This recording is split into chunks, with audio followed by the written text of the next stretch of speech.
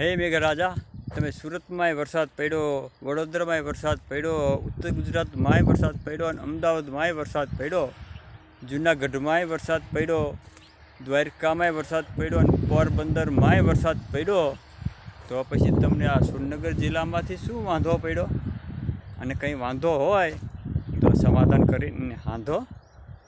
આ કપાસ લીટાથી માંડીને અત્યાર સુધી પાયા પણ પૈ કેટલો વધે, ધરવ તો થાય નહીં.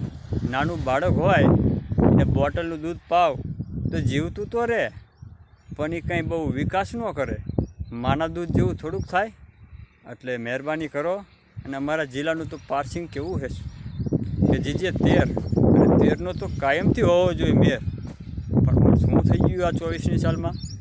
વરસાદની હારે 13નો મેર જ નથી. એટલે હે મેઘરાજા, તમે આ 13નો મેર કરો.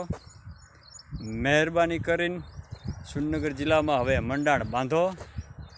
બસ આજ પૂરતું એટલું. વિડીયો સારો લાગ્યો હોય તો લાઈક કરો, કમેન્ટ કરો અને શેર તો અવશ્ય કરજો. જય કિસાન, જય અન્નદાતા, જય દ્વારકાધીશ.